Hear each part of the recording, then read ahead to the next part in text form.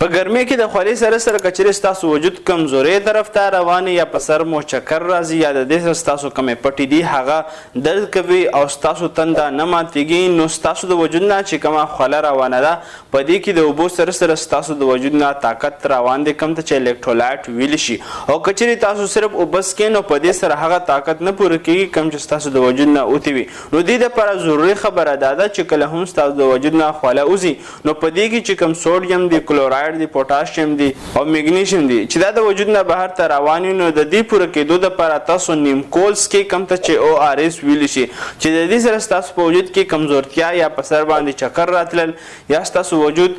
د کمزورتیا د وجې چې کومې پټې دي هغه درد کول او تنده نه ماتېدل دا د ځان سره ختموي. نو ضروري خبره دا ده چې ستاسو د خوراک سره سره نیم کول څکل بار بار په ګرمۍ کې په اوبو کې مکس کول دا ستاسو وجود ته دغه فایده ورکوي کومه چې ستاسو د وجود نه د خولې په ذریعه باندې بهر ته روانه وي.